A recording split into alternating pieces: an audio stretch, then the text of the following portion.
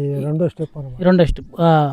ఇట్లా crop setting అనేది రావడం జరుగుద్ది. అంటే ఫర్ ఎగ్జాంపుల్ మనం బయోలు కొట్టుకుని పెంచుకున్నా సరే అక్కడ ఏదైతే నిలబడ్డ దగ్గర నుంచి దగ్గర క్రాపు రావడం జరిగిద్ది ఈ వెరైటీకి. అంటే మీకు అర్థమై ఉంటుంది కాన్సెప్ట్. కొన్ని మొక్కలు పెరిగినాయి చూడండి, కొన్ని మొక్కలు ఇది రెండో స్టెప్. ఇది ఏదైతే నేను చాలా చోట్ల చూశాను, పెరిగితే కాపు దూరం అవుతుంది, కానీ ఇక్కడ మనం బయోలు కొట్టి పెంచుకున్నా సరే కాపు అయితే దూరం కాదు. చూడండి ఎంత చిక్కనగా ఉందో.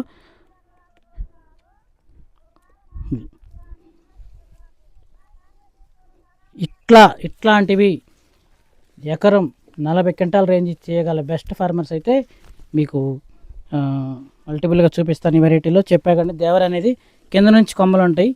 ఇది ఎర్ర నేలలు. మైనస్ ఏంటంటే నీళ్లు పెట్టి మందు చల్లారు.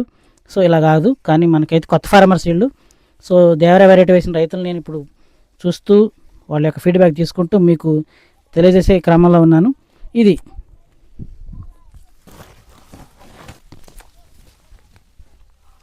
అంటే ఇంకొక విషయం ఏంటంటే నాటు వేయటం కూడా ఇంకా పెంచాలి, దూరం పెంచాలి, మొక్కకు దూరం.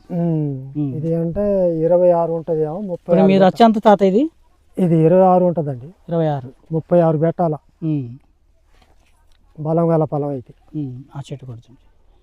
చెట్లు ఎప్పుడన్నా మనం మితిమీరినప్పుడు గ్రోతింగ్ కోసం కొట్టుకున్న తర్వాత, మందులు కొట్టుకున్న తర్వాత ఆ కొమ్మలకి కాపు అనేది దగ్గర ఉండాలి. చూడండి ఎంత దగ్గర కాపు చూడండి.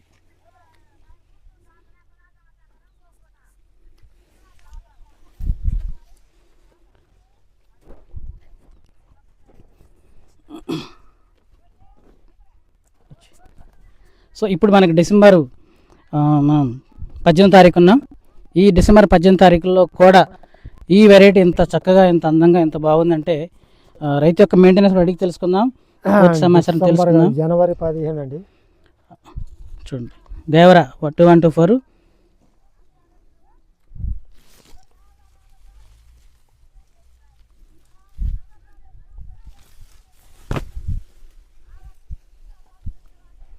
ఒకసారి అది దాన్ని జూమ్ చేయ చెట్టుని, ఆ చెట్టుని చూడండి మీరు జూమ్ చేసి. ఓకే తాత, మరి మంచి అనేది ఇది మీ కొడుకుదా? కర్రవతలది మీది. ప్రస్తుతం మనం చూస్తుంది కొడుకు గారిదండి. కొడుకుగా ఈయన గారు సన్ను కటింగ్ అయితే పెట్టలేదు, బట్ తాతగారు కటింగ్ పెట్టారు. చూద్దాం. కటింగ్ పెట్టండి. ఇది ఎర్ర నెలలు వీకు కొంచెం బాగుంటుంది, క్రాప్ సెట్టింగ్ బాగుంటుంది. మీరు చూడండి ఇప్పుడు కూడా మంచి ఫ్లవరింగ్తో ఉంది. బయోలు పెట్టారా తాత ఏమన్నా?